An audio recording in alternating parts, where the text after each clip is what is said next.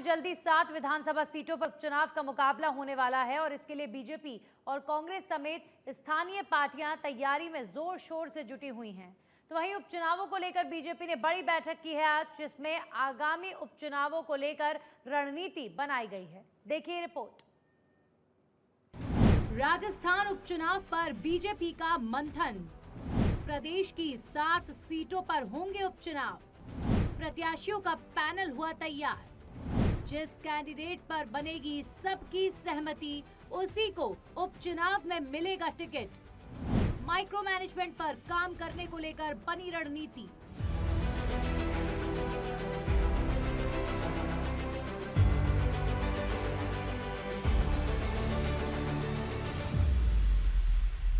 राजस्थान में 7 सीटों पर उपचुनाव होने वाले हैं, जिसके लिए पार्टियों ने तैयारी अभी से शुरू कर दी है। चुनावों को लेकर बीजेपी एक्शन मोड में नजर आ रही है। मुख्यमंत्री निवास में बीजेपी की कोर कमेटी की बैठक हुई और इस बैठक में 7 सीटों पर उपचुनाव को लेकर बीजेपी नेताओं ने मंथन किया। इस दौरान टिकट वितरण को लेकर सामूहिकता से निर्णय करने और जातिगत राजनीति के बजाय विकासवाद के आधार पर चुनाव में जनता के बीच जाने की बात कही गई। सीएम आवास में हुई बैठक सकारात्मक माहौल में हुई, जिसमें सामूहिकता से टिकट वितरण पर एक राय बनाने और माइक्रो मैनेजमेंट पर काम कर पार्टी को हर बूथ पर मजबूत बनाने को लेकर चर्चा की गई। बैठक में मुख्यमंत्री भजनलाल शर्मा, प्रदेश प्रभारी राधा मोहन दास अग्रवाल, सह प्रभारी विजय राहटकर और प्रदेश अध्यक्ष मदन राठौर समेत उप मुख्यमंत्री प्रेमचंद बैरवा, केंद्रीय मंत्री गजेंद्र सिंह शेखावत समेत बीजेपी कोर कमेटी के सदस्य मौजूद रहे। राजस्थान की इन 7 सीटों पर होने हैं उपचुनाव। देवली उनियारा विधानसभा सीट से कांग्रेस विधायक रहे हरीश मीणा अब सांसद बन चुके हैं। वहीं दौसा विधानसभा सीट से कांग्रेस विधायक रहे मुरारी लाल मीणा भी अब सांसद बन चुके हैं। वहीं झुंझुनू विधानसभा सीट से कांग्रेस विधायक रहे ब्रजेंद्र ओला अब सांसद बन चुके हैं। 84 विधानसभा सीट से बीएपी विधायक रहे राजकुमार रोत भी अब सांसद बन चुके हैं। वहीं खीवसर विधानसभा सीट से आरएलपी विधायक रहे हनुमान बेनीवाल अब सांसद बन चुके हैं। सलुम्बर विधानसभा सीट से बीजेपी विधायक रहे अमृतलाल मीणा का निधन हो चुका है। वहीं रामगढ़ विधानसभा सीट से कांग्रेस विधायक रहे जुबेर खान का भी निधन हो चुका है। हालांकि प्रदेश में होने वाले 7 सीटों पर उपचुनाव को लेकर अभी तक इलेक्शन कमीशन की ओर से तारीखों का ऐलान नहीं किया गया है, लेकिन बीजेपी ने अभी से इस चुनाव के लिए अपनी तैयारी शुरू कर दी है। राजस्थान में जिन 7 सीटों पर उपचुनाव होने हैं, उनमें से केवल 1 सीट पर ही बीजेपी का कब्जा था। वहीं 6 सीटों पर कांग्रेस समेत अन्य पार्टियों का कब्जा है।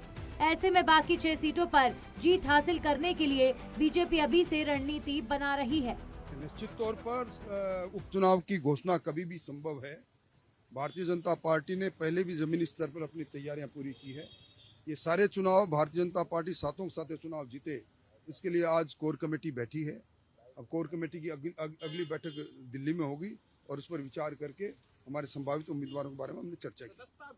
ब्यूरोक्रेसी किसी सरकार की होती है, किसी पार्टी की नहीं। यही नौकरशाह कांग्रेस में भी पदों पर थे और बीजेपी में पदों पर है। नौकरशाह को पार्टी के विचार के आधार पर बांटना, पार्टी के आधार पर बांटना उचित नहीं है। ये पारदर्शी प्रशासन को रोकने का एक तरीका है, इसको मैं निंदा करता हूँ। मैं कहता हूँ कांग्रेस ने शासन छोड़े हुए 10 महीने हुए हैं। वो किस्सा कुर्सी का कांग्रेस, भ्रष्टाचार में डूबी हुई कांग्रेस और सचिवालय तक में पैसे मिल गए, वो लोग किस मुंह से बात कर रहे हैं। अभी हरियाणा की हार से उनके तमाचा लगा है और आगे और हार की तैयारी कांग्रेस। बहरहाल राजस्थान की जनता के मूड में क्या है, इस बारे में कांग्रेस बीजेपी में असमंजस की स्थिति है। जनता बीजेपी पर विश्वास करती है या कांग्रेस पर, ये समझ से बाहर है, क्योंकि नवंबर 2023 में हुए विधानसभा चुनाव में प्रदेश की जनता ने कांग्रेस को राजस्थान की सत्ता से बाहर किया। प्रदेश में बीजेपी की सरकार बन गई, लेकिन 4 महीने बाद ही लोकसभा चुनाव में जनता ने ये जता दिया कि उन्हें बीजेपी पर विश्वास नहीं है। लोकसभा चुनाव में बीजेपी तीसरी बार सभी 25 सीटें जीतने का दावा कर रही थी, लेकिन जनता ने बीजेपी की उम्मीदों पर पानी फेरते हुए 14 पर ही उसे समेट दिया। राजस्थान में 7 विधानसभा सीटों पर बेहद जल्द उपचुनाव होने हैं। इसको लेकर भारतीय जनता पार्टी अपनी चुनावी रणनीति को धार देने में लगी हुई है। इसको लेकर आज महत्वपूर्ण बीजेपी कोर कमेटी की बैठक हुई, जिसमें प्रदेश प्रभारी राधा मोहन दास अग्रवाल, मुख्यमंत्री भजनलाल शर्मा समेत तमाम जो कोर कमेटी से जुड़े सदस्य मौजूद रहे।